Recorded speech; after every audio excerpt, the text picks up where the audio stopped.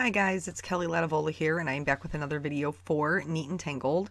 Today I'm going to be using the S'more Fun stamps and dies. I also showed you the geometric circle stencil, which I think is beautiful, but I actually didn't even end up using it in the completed card. So I have a couple of different sized heart dies here. I'm going to be doing some die cutting. I just really thought this would be cute. I think it's cute for any time, honestly. Like a little campfire scene. But we are campers. We have a pop-up. My husband loves camping, and so I thought this would be kind of cute, maybe for a Valentine for him. So anyway, I die cut all of those, ran them through my Big Shot, and you can see on the left-hand side there's this background that has that geometric circles stencil. I didn't use it. So I'm just showing you the inking of the hearts right now. I'm using Worn Lipstick, Abandoned Coral and Distress Oxides, and then I'm using Candied Apple in Distress Ink. The reason why I switched it up is because I wanted like a really bold red heart, and it's hard to get really bold color with the oxides. So anywho, the reason why I did not use the stencil is because, like I said, I think it's beautiful. I love the pattern of it, but I just could not, this card was already kind of busy for me. Probably not really busy by anybody else's standards, but for me, it just kind of felt like a lot of items. One quick note here, you can see I'm kind of pressing this heart into the ink pad. There's a little trick that you can do if you're having a hard time holding on to your smaller things. Just press them right into your ink pad. And then if you need to smooth it out, then hit it with an ink blender. I am using Perfect Pearls in the color Perfect Pearls, and I'm going to spatter this along with just some clean clear water onto the background that I didn't end up using. Here's me showing you my thermal nail polish. So I figured at some point somebody would wonder why my nail polish kept going from blue violet to pink, and the reason that it is because it is thermal nail polish. So it changes. It's when it's cold, it's the blue violet, and when it's warm, it's pink. So super fun. I mean, I wore one when I went to create. I did the Create It Take It's for Neat and Tangled down there, and Jennifer McGuire saw my nail polish and told me I was a party trick. So it kind of is. It's a little bit fun. My son had a really good time playing with it all day. We were doing the dishes, and anytime the water would like beat up on my nail polish and then get cold, like due to the air, he would be like, do it again, do it again. So it was funny. But anyway, I did the hearts. I left a gradient on the big one, and then I did the Perfect Pearls and the Clean Clear Water just like I normally do if you watch my videos. Here I've stamped out all of these. I mean, they're just so darling. The cute little s'more ingredients. So you have your marshmallows, your graham crackers, and then your chocolate, which is my favorite. That is true. I'm not lying. My favorite candy bar is actually just a plain Hershey's chocolate candy bar. There's nothing that beats that. But adding the shading to the marshmallows, I went with a C1, a C3, and a C5. They're going to look really dark right now because there's no other color on the screen. So I'm adding a little bit of shading to their tops, closer to their faces, and then a little bit on the left and the right hand side. I'm going to blend that back out with the C1. Anytime you're coloring something white, you want to make sure that you leave white on in there. You're just adding in the shadows. I wanted them to be a little bit warmer, just to kind of tie in with that graham cracker and the chocolate. So I'm actually just going to hit the sides with an E50 just to kind of warm them up a little bit. And then, of course, I got to give them a little blush to their cheeks because that's just adorable to do to little stamped images. And then we're going to move on to the graham crackers.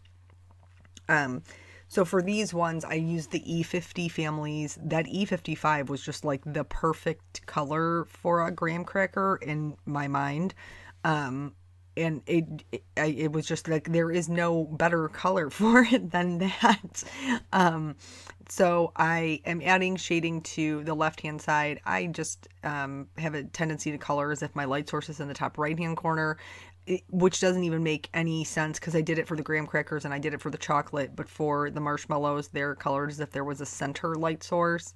I don't think anybody's going to notice, and quite frankly, I don't care if they do because it's a card. Actually, it's for my husband, so I know the recipient will not notice. Positive of it, in fact. For the sides, I'm just doing a line of the E57 on the sides of the graham cracker, and then also on the one that's behind. Making their shadow a little bit darker on the one that's in the back will help push it to the back so that it does look like one is behind the other. I'm going to go back in and blend that out with the E55. Here I took it out farther on the back graham cracker than I did on the front, and I kind of regretted that decision because the front graham cracker ended up being substantially lighter than I would have liked. She was kind of looking more like a saltine than a graham cracker.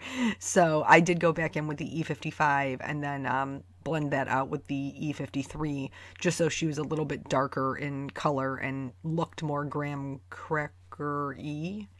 That's a descriptor, right? That's a total adjective. E20s is going to be for my chocolate bar, which is very fitting because I think it's the E27 is actually called milk chocolate. That's the color of the marker. So like I had a choice but to pick anything else, right? Here I'm just going to fill the whole thing in with the E25. I do want there to be some dimension where those pieces, like typically on a chocolate bar, are kind of raised up. So I'm adding darker shading to the in-between lines, and then I'm also going to add just a little bit on the tops of the bars. I'm going to leave a lighter edge on the left-hand side of the raised portion, just so that it gives it like a little bit of a highlight. I'm clearly leaving the largest highlight on my right-hand side. And then I don't know if you can tell, on the left-hand side, that E27 marker was just like really filled and it kind of got away from me. It got a little bit sloppy, which is normally not a problem when I do a card because I do a lot of one-layer cards, but here I'm going to be using the dies, so it kind of is a problem. We're going to go back and fix it later. Don't sweat it.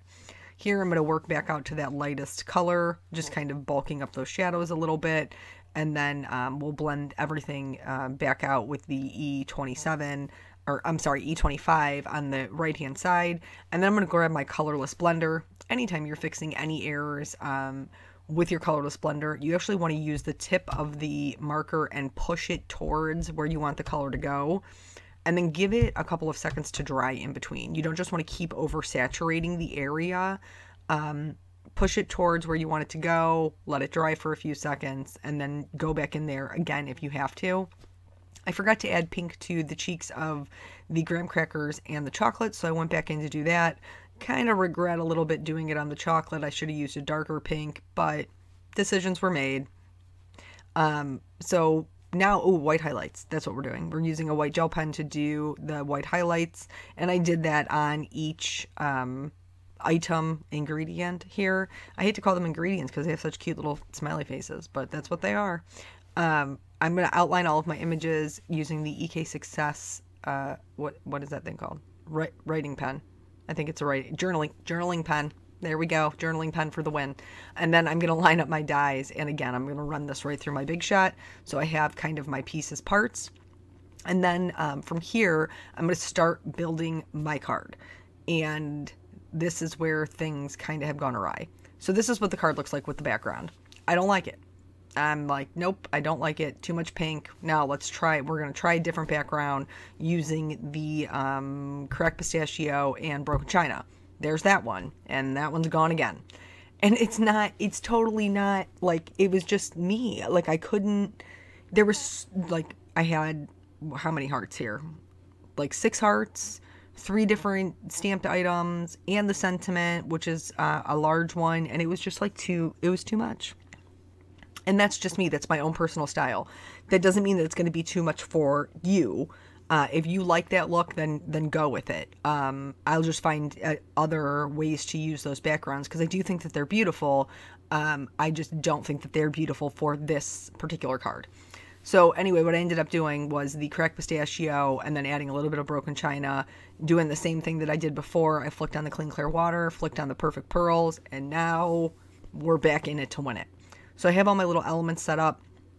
I had to I had them all set up, then I put them in the Misty, then I put the sentiment on there, and I was like, it's too busy again. Why do I keep doing this to myself? And then so I kind of had to like snug them up a little more, just to kind of fit with my liking. And then it's okay, because I mean, I had to make the design a little bit tighter, but that's all right. Speaking of building the design, I always like to put a little bit of Tombow Mono multi-glue on the back of my pieces parts. This is, you don't want to adhere it while it's wet. You want to adhere it once it dries, because then it's repositionable. And I tap my fingers on the back of them a couple of times just to make sure they aren't too sticky. And then I can build what I want to build, and it will stay there. Like, I won't have to be chasing the pieces all over the place. But it won't be permanent. So now I'm going to start, I'm trying to make my life a little bit easier is what I'm doing. And so I'm putting the Scotch foam tape on the back of this, only where it's going to adhere to a heart. And then the same thing over here, this red heart, which actually, this white glitter paper from Simon Says Stamp, which is what I cut the medium-sized heart out of. I also cut a smaller one, and then I ended up coloring it red with the candy apple. That's why it looks like it has glitter on it, because in fact it does. But anyway, I glued the heart and the marshmallows to the hearts behind it, and then I could just move it like it was one whole piece. And I didn't have to worry so much about having to glue each individual part down. I'm just going to do it as one bulk piece. So I glued my graham crackers to my big heart. I glued the other heart down flat behind it. Now I'm going to glue this one down flat. And then we're going to start working on how I'm going to build up those pieces. Those three are going to be the only parts that are flat. I'm going to remove the release paper from that marshmallow that I hadn't removed it before. And then I'm going to add another layer of foam tape there. I'm also going to add 2 layers of foam tape to the red heart that's hanging over. This is because I know I want to pop up the pink and the white hearts with foam tape, but I've already adhered the other 2 with foam tape, so they have 2 layers versus the 1. So for everything to sit flush, I need to have 2 layers on those pieces that peek through. So I put some more foam tape, just 1 layer this time, on the medium and the small heart, not the teeny tiny heart, the small heart, and then went ahead and adhered that down. The chocolate bar is going to tuck in behind this white heart, but it's just going to be flush with it. So I'm going to use just 1 layer again of that Scotch foam tape and then just tuck it in behind. I tried to make sure that I left enough room at the top that I would be able to, in fact, tuck them in, and it wouldn't be competing with that foam tape.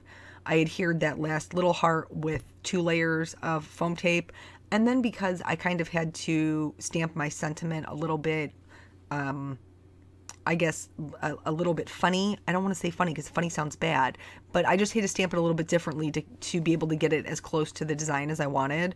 I just filled that in with some clear sequins, and then I always top mine off with some glossy accents to make sure that they stay put, and then that's the whole card. So thank you guys so much for joining me. I hope that you are having a wonderful weekend, and I will catch you on the next video. Bye.